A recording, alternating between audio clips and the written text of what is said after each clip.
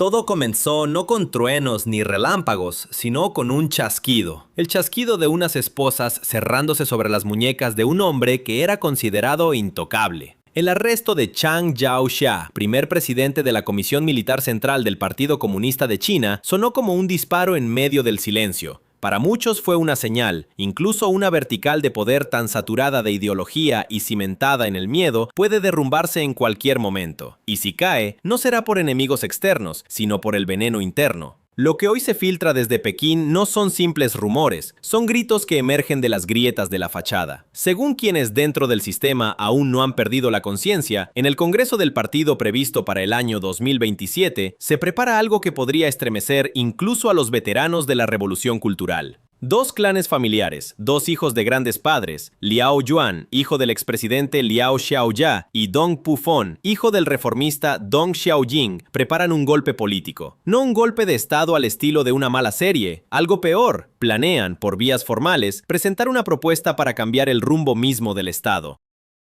Devolver a China a la nueva democracia de los tiempos de Liao Xiaoya y al curso de reforma y apertura que Dong Xiaojing construyó durante décadas. Y sobre todo, romper con cualquier insinuación de regreso a los túneles estalinistas de la revolución cultural. Lo verdaderamente punzante de esta conspiración no son solo las ideas, sino los apellidos. En la propuesta que pretenden presentar en el 21º Congreso del Partido Comunista de China, planean acusar de manera directa y sin rodeos a miembros en funciones del Comité Permanente del Buró Político. Les preocupa menos cómo sonará ante las cámaras que lo que suceda tras bastidores. Entre los señalados figuran como mínimo Tai Jia y Li Ji.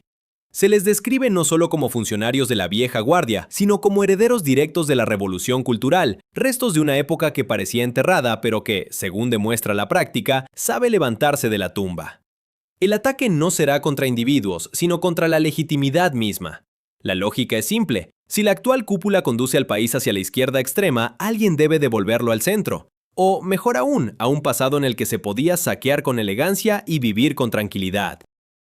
Porque bajo toda esta retórica ideológica se esconde una motivación sencilla: preservar los activos. Esos activos que salen de China como ríos hacia las Islas Caimán, fondos australianos y bancos suizos. Yuan Hongjing, jurista que emigró a Australia y antiguo integrante del círculo cercano a Xi Jinping, lo dice en voz alta, con dureza, sin rodeos. Afirma que tras las palabras sobre reformas y lucha contra el autoritarismo, los descendientes de Dong Xiaojing mantienen todo un sistema corrupto, construido desde la década de los 90. Un sistema a través del cual, solo en las últimas 2 décadas, se habrían transferido al extranjero activos por hasta 20 billones de dólares estadounidenses. No es un error tipográfico, 20 billones, más que el Producto Interno Bruto anual de la mayoría de los países del mundo. No odian a Xi Jinping por su ideología, ni por el culto a la personalidad, ni por la mano dura. Lo odian porque se niega a compartir, porque está desmantelando el modelo mismo, uno como rostro visible y decenas como custodios del botín. Él no quiere ser simplemente el primero entre iguales, quiere ser el único, un emperador comunista bajo el cual no haya buró político, ni ancianos, ni consejos, solo él y el miedo. La segunda razón de su temor es Taiwán. Porque si estalla una guerra, toda esa grasa offshore quedará en peligro. Las sanciones internacionales ya funcionaron con Rusia, funcionarán también con China, y nadie quiere perder palacios y yates por las fantasías imperiales de otro. Y aún así, Liao Yuan no es exactamente del mismo molde. Sí, también es un príncipe hereditario, criado en una atmósfera de privilegios y despachos alfombrados. Pero, según afirma Yuan Hongjing, en su juventud se interesó seriamente por el socialismo democrático. Y aunque el romanticismo de aquellos años hace tiempo se ha desvanecido, parece que todavía le quedan ciertos restos idealistas. Él quiere no solo recuperar las posiciones del clan, sino intentar, como él mismo dice, reformar el Partido Comunista de China desde dentro. ¿Suena ingenuo? Tal vez, pero personas así son necesarias, jatá sea para que el sistema pueda compararse con algo distinto que consigo mismo. El problema es otro. Personas como Liao Yuan son convenientes, se les utiliza, se apuesta por ellas y luego se las descarta en cuanto se alcanza el objetivo. El Partido Comunista de China sabe hacerlo. Cambia máscaras, acuerdos y posiciones como un taur cambia cartas. Ayer, reforma. Hoy, purga. Mañana, amnistía. Lo principal es que el trono no se tambalee. Precisamente por eso, dice Yuan Hongying, incluso si alguno de los oponentes de Xi Jinping intenta jugar a una política honesta, el sistema de todos modos lo volverá a su favor. Mientras exista, se protegerá a sí mismo, a cualquier precio. Y aquí vuelve a escena la figura de Chang Yaoxia. Su arresto repentino no fue simplemente la eliminación de un competidor peligroso, sino la ruptura de un gran plan. Según Yuan Hongying, era precisamente Chang Yaoxia quien debía tomar el control de los nombramientos en la cúpula del mando militar. Eso habría dado al grupo de Liao Yuan y Dong Pufon una oportunidad real no solo de presentar una propuesta en el Congreso, sino de respaldarla con fuerza, porque sin el apoyo del ejército, en el Partido Comunista de China se puede gritar hasta quedarse sin voz y aún así nadie escuchará. Si Chang hubiera tenido tiempo, la correlación de fuerzas en el 21º Congreso podría haber cambiado, pero su arresto supuso un golpe serio para esos planes. Aunque, como subraya Hongying, no debe confundirse esto con una victoria de Xi Jinping, más bien al contrario, significa que tuvo miedo, significa que entendió que la amenaza era real, porque en sus 14 años en el poder, Xi Jinping depuró a más de 4.600.000 funcionarios.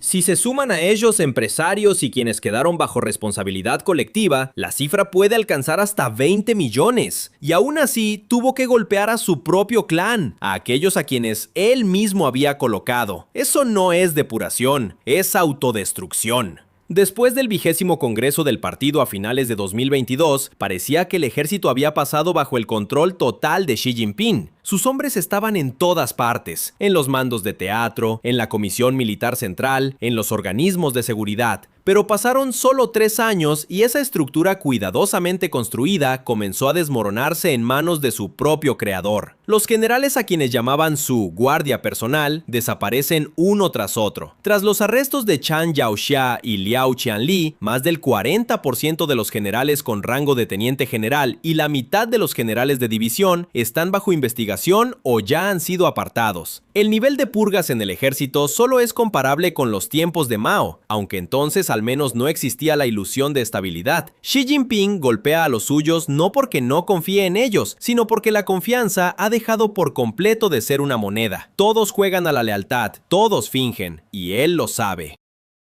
Por eso ahora se apoya no en personas, sino en un sistema paranoico, mecánico y ciego. El aparato de seguridad ha crecido hasta dimensiones monstruosas. La máquina de la represión devora no a extraños, sino a los propios, porque los extraños hace tiempo que se han ido a la sombra y traicionan, como es sabido, solo los cercanos. En esta situación, construir un nuevo círculo de personas leales es una ilusión. Las mismas razones por las que se derrumbó su bastión anterior no han desaparecido. Es más, se intensifican. El general de hoy es el potencial traidor de mañana. Y Xi lo entiende. Precisamente por eso repetirá el mismo ciclo: nombramiento, sospecha, arresto, hasta que él mismo se derrumbe bajo el peso de ese torbellino. Pero lo más grave no es eso, no renunciará a la idea de una invasión de Taiwán, porque sin la gran causa de la reunificación no habrá legitimidad eterna. Su culto se sostiene sobre la promesa de completar una misión histórica. Si renuncia, todo se derrumba, y si comienza, llegarán sanciones, bloqueo, aislamiento internacional. Y entonces no solo arderán él y su equipo, arderá todo el teatro político chino. Por eso Xi Jinping llama al mismo tiempo a Donald Trump y a Vladimir Putin.